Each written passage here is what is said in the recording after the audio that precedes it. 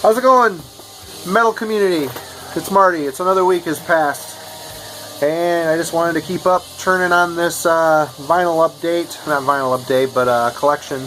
Sharing the collection with you guys.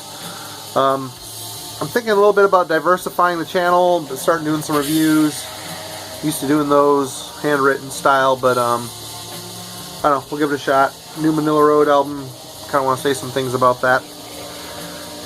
Anyway, in the background, we are listening to Strid from Norway. This is a collection CD of their 3 releases on Kirk Productions and Armor? I don't know. Never heard of the label before. But, good atmospheric black metal. But anyway, without further ado, we're going to get on with this. Try to pound through another 20 records as quickly as I can. First up is At War, limited edition EP. This is still sealed. Never opened it. I got it cheap when I was in Florida for like $6. Never opened it because At War, to be completely honest, not one of my favorite bands. I think their stuff is decent, but a little too silly, I guess. At War, Retaliatory Strike, Order to Kill, sorry. Very Celtic Frostish mixed with thrash. Power trio. Songs about war. You know, standard fare. Next up, R Noir, Deep Tracks of Hell. I believe this is green vinyl. Comes with an insert. Lyrics. Green vinyl. Good thrash album. Next up, one of my favorites, Autopsy, Severed Survival. This is a Brazilian pressing.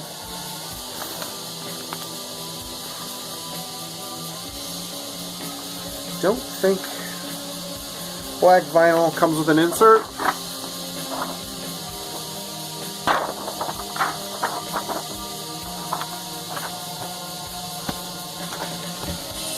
Big gap in my Autopsy vinyl collection. I jump right to The Tomb Within. This is their comeback EP, other than they actually came back with a 7-inch. But this EP got things rolling again for them. Black vinyl, printed inner sleeve. I think there's even a poster in here. Yep. The excellent cover art.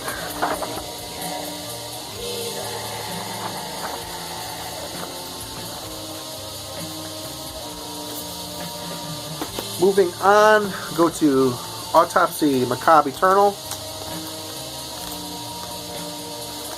Come out of there. Real nice heavy duty vinyl. Gatefold.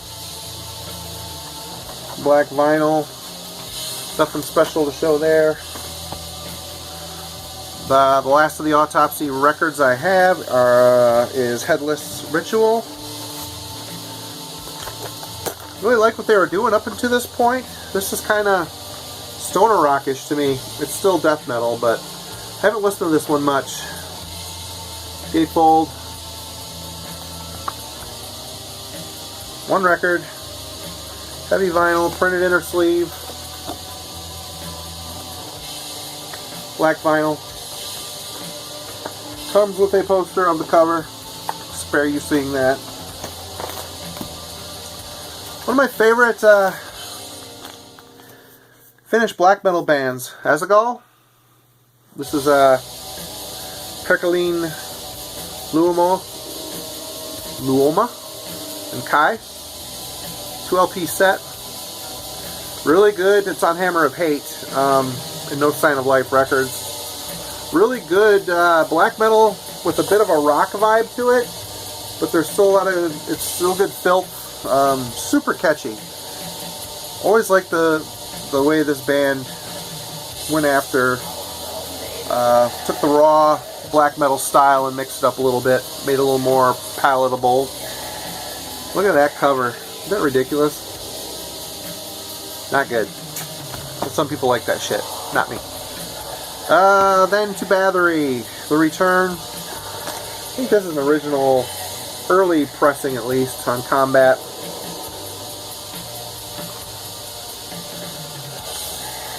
Printed inner sleeve. Black vinyl. Remember the first time I heard this when it came out, it seemed like it was music from another dimension.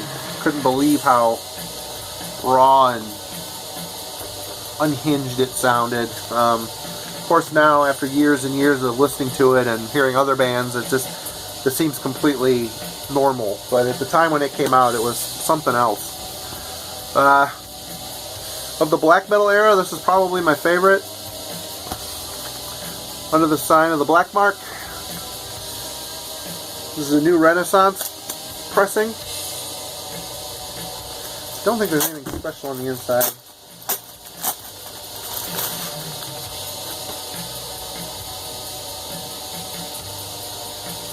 There's an insert. Black vinyl. Excellent, excellent, excellent quality black metal. This is the stuff that influenced the Norwegian scene, the second wave. And completely great to hear where the roots came from, and it's good quality music as well. This is a 2000 era reissue, Hammerheart.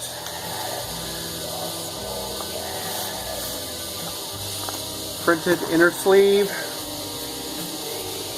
Clear vinyl. And if any of you picked up these early 2000 reissues,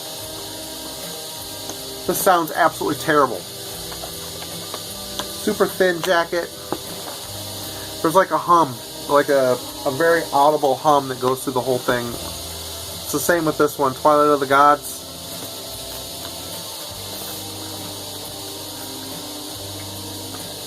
Clear album. Printed inner sleeve.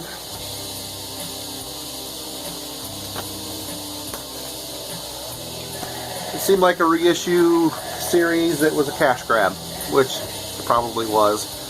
This album is very special to me. Probably one of my top 5 albums ever. Bathory's Blood on Ice. There is not a bad song on this record. Songs like The Wood Woman and The Lake are, as far as I'm concerned, the blueprint for Viking metal. The emotion, the atmosphere, the songwriting. It's a concept album. Very, very, very good Viking metal right here. Look at that cover. Oh man. The album cover tells the story of the concept behind it.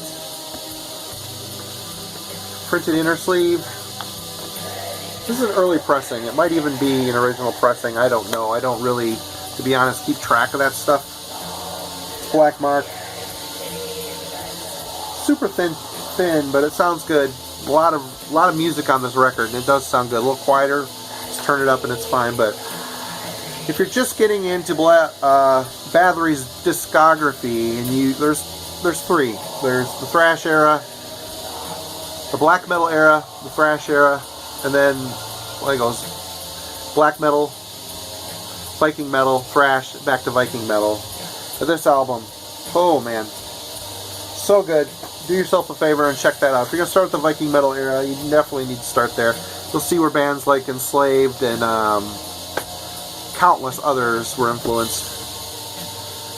After the thrash era, which was pretty rotten as far as I'm concerned, albums like Requiem and Octagon, not all that great. Nowadays I can go back and listen to them and enjoy them a little bit. But this was Quorthon's return to thinking about doing the Viking stuff again. This is Destroyer of Worlds. This is a picture disc. I absolutely hate picture discs and avoid them if I have to, but this just kind of turned up and I couldn't say no. Came out. I bought this when it came out. This is kind of a mixed bag. It starts off very Viking. Lake of Fire, Destroyer of Worlds, Ode. Those songs are all very much in the Viking style and very good, and it also ends kind of in that style. But there's a song about hockey. Songs like Liberty and Justice. where he's still hanging on to the thrash style that was a big part of Octagon and Requiem. So a lot of people don't like this album, but I think it's very important in his discography because it steers him back to this album, the material on this. This is Nordland 1 and 2. Other than Blood on Ice being my favorite, these two albums are a close second and third in his catalog. Yes, I love the black metal era, don't get me wrong, but there's so much power and passion in the Viking stuff. Gatefold, this 2 LP set. Black vinyl, nothing there to show. Really sad when he died. He was working on the follow-up to the Nordland series called the Vikings, I believe it was called, and couldn't wait. I think he set a very high standard with the Nordland series and show the world that he knew what he was doing when it comes to Viking metal. Moving on, I'm a big Iron Maiden fan, especially the Di'Anno era. So when this turned up in a bargain bin, Paul Di'Anno's Battle Zone, really couldn't say no to it. It's Paul kind of trying to get with the times, adopting more of a glamish metal backbone, needless to say. This isn't something I'm listening to very often. It's okay. There's a couple good songs on it, but really not my cup of tea. Next up, when our local college station metal show switched to a Christian show, this band was played a lot. Believer, Extraction from Mortality. And as you can see, WNMC, this is one of those records I obtained from the record station, from the radio station. I found them there when my buddy was DJing and I had to rescue them. This is a great thrash album, a little bit diverse. Yes, it's Christian. Honestly, I think it's all spiritual BS. So I don't try to judge music politically or religiously. I just take it for what it is. This is a very ragged on radio promo. No sense taking it out because it's beat. Next up, Beherit, Beast of Beherit. This is a comp. Pretty well done comp. Gatefold. Can't remember, it was 2000s this came out, early 2000. Should probably take the insert out. Printed insert. This is material on it that ranges the entire discography of Beherit from their early demos to the electronic material.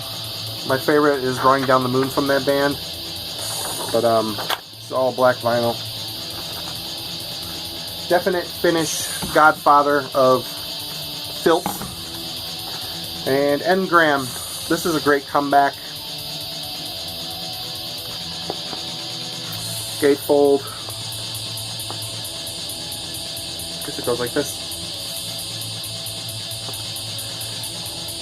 I understand, I don't know if this is true or not, please correct me if I'm wrong in the notes below, that basically Holocausto employed the services of Kraft, the band Kraft, for this album to help him in the studio and play instruments. This is on red vinyl. Smart Records. This is a really great record. I didn't anticipate him coming back with something so focused and true to the early Beherit stuff, but it's really well produced, really well written black metal. It's a good groove and a twist of filth to it. Staying with the Finnish theme, Baptism's Evil Mysteries. 10-inch. This is a band I started following basically because it was on the Northern Heritage label. And honestly, I think they're a little boring. There's a lot better bands in Finland than these guys. One-sided insert. Decent, but not essential. This is, I got a couple of their other CDs, but that's about it. And that is about it. That's 20 records. I'm going to keep these at 20. As the more I listen to that Manila Road, I'm probably going to have a few things to say about it, should I feel so inspired. Thanks again, everybody that's been checking out this channel and subscribing. Give me a like. Subscribe if you like. And we'll talk to y'all later. Thanks a lot.